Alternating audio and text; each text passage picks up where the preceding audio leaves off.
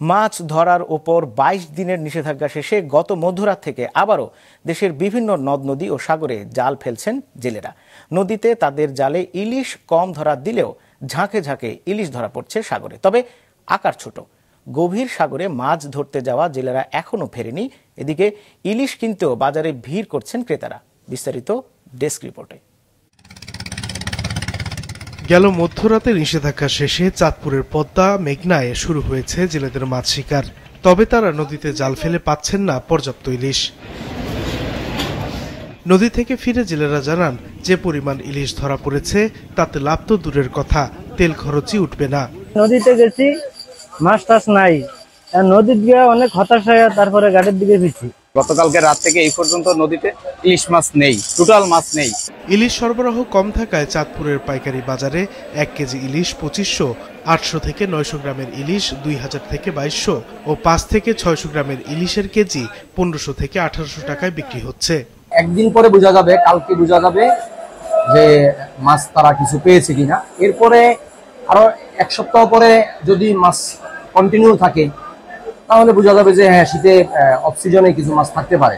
প্রায় একই চিত্র লক্ষ্মীপুরের মেঘনা ও পটুয়াখালীর পায়রা নদীতে। নদীতে জাল ফেলে অল্প কিছু ইলিশ পাওয়া গেলেও আকার ছোট, আর বেশিরভাগ জেলেই ফিরছেন খালি হাতে। মাছ ওরকম পায়নি, কেউ 700 টাকার, কেউ 1200 টাকার মাছ পেয়েছে। 22 দিন অভিযান মানার পরে আজকে গাঙ্গে গেছিলাম, গাঙ্গে গিয়ে মাছ বেচতে হলো 500 টাকা। ভোলার মেঘনা এবং তেতুলিয়া নদীতেও ধরা পড়ছে না আশানুরূপ ইলিশ। কিছু মাছ ধরা পড়লেও সেগুলো ছোট, বলছেন জেলেরা। মনে করছিলাম যে অনেকদিন পরে মাছ পাওয়া যাবে, কিন্তু আজকে ঘাটে আইসা দেখি কোনো ইলিশ মাছ তেমন নাই। দাবদানা করছি, কিস্তি চালাইতেই না, নিজের ভাতটা খাইতেই না, এই পর্যন্ত কষ্ট ক্লাস করে খাইতে আছি। মানিকগঞ্জের পদ্মাতেও মিলছে না পর্যাপ্ত ইলিশ। এতে যেমন হতাশ জেলেরা, তেমনি ক্রেতারা। একই পরিস্থিতি রাজবাড়ীতেও।